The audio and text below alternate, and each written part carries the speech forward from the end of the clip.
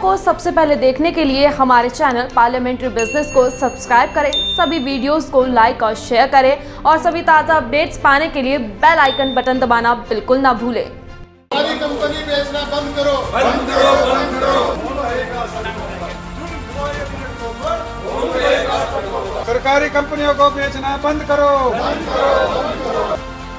बिहार विधानसभा चुनाव की तारीखों के ऐलान का इंतजार खत्म होने वाला है।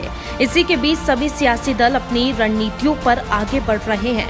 इसी क्रम में विपक्ष में नेता प्रतिपक्ष तेजस्वी यादव ने लोगों से अपील की थी कि बेरोजगारी और संस्थाओं के निजीकरण के खिलाफ राज्यवासी बुधवार यानी 9 सितंबर को 9 बजे रात में 9 मिनट तक के लिए घर की लाइट ऑफ करके लालटेन या मोमबत्ती जलाएं। बिहार के नेता प्रतिपक्ष तेजस्वी यादव की इस मुहिम का उत्तर प्रदेश के पूर्व मुख्यमंत्री और समाजवादी पार्टी के अध्यक्ष अखिलेश यादव ने समर्थन किया था। अखिलेश ने ट्वीट में लिखा कि आइए युवा और उनके परिवार की बेरोजगारी बेकारी के इस अंधेरे में हम आज रात 9 बजे 9 मिनट के लिए बत्तियां बुझाकर क्रांति की मिसाल जलाएंगे। उनकी आवाज में आवाज मिलाएं और एक छंद भी लिखा था, उनकी आवाज में आवाज मिलाएं।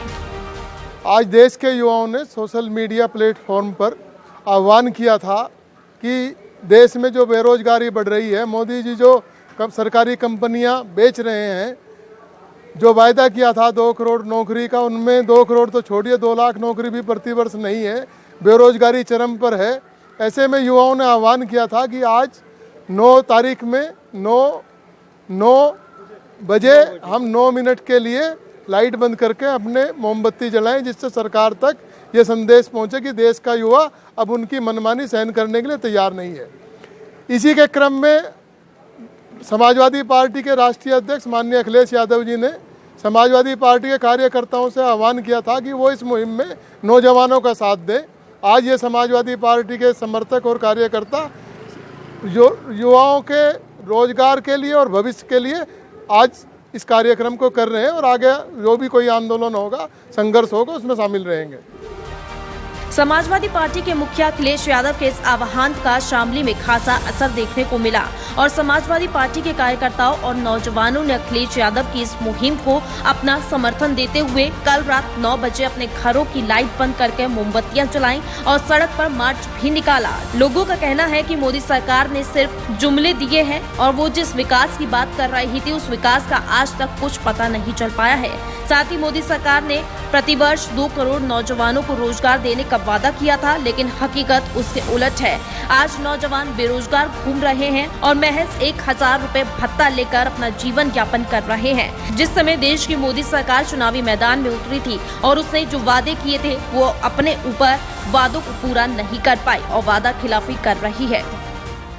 जो बेरोजगारों ने आज ये आह्वान किया था और उसे जो है समाजवादी पार्टी के राष्ट्रीय अध्यक्ष अखिलेश यादव जी ने उसे समर्थन दिया था अपना, कि बेरोजगारों के साथ जो अन्याय हो रहा है, उनके जो है नियुक्ति के जो स्थान है उनको जो है निजीकरण के द्वारा समाप्त किया जा रहा है और जो सरकारी संस्थानों को बेचा जा रहा है और झूठे वायदे जो किए हैं इन्होंने, ये अपने वायदों को पूरा करें, बेरोजगारों को रोजगार दें और बेरोजगारों के भविष्य से खिलवाड़ न करें। जो छात्रों ने मेहनत करके पढ़ाई की है या अपने भविष्य को संवारने के सपने देखे हैं, उन्हें झूठे सपने न दिखाएं और अपने सपने बेचने बंद करे मोदी सरकार।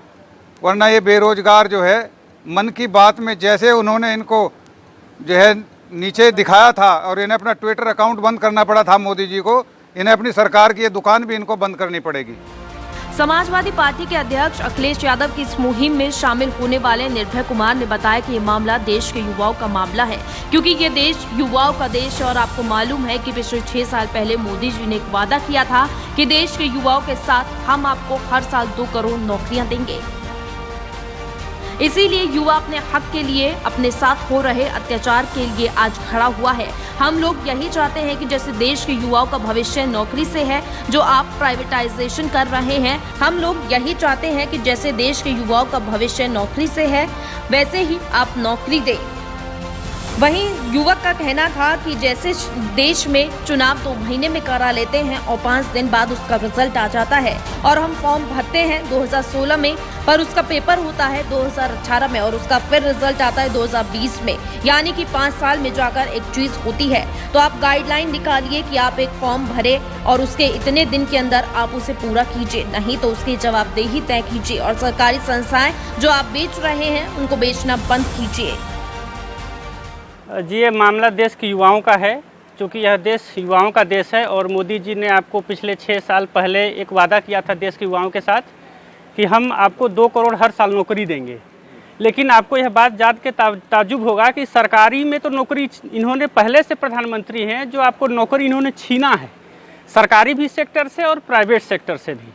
तो इसकी वजह से हो ये रहा है कि आप देख रहे हैं कि अगर थोड़ा सा रिकॉर्ड देखेंगे तो देश में अवसाद की स्थिति बढ़ गई है, युवाओं में आपको आत्महत्या की स्थिति बढ़ गई है।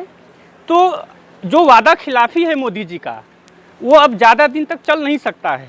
इसलिए युवा अपने हक के लिए, अपने साथ हो रहे अन्याय के खिलाफ आज के दिन खड़ा हुआ है। हम लोग यही चाहते हैं कि जैसे युवाओं का भविष्य नौकरी से है, जो आपको जो प्राइवेटाइजेशन कर रहे हैं जो एजुकेशन का, उसके खिलाफ है।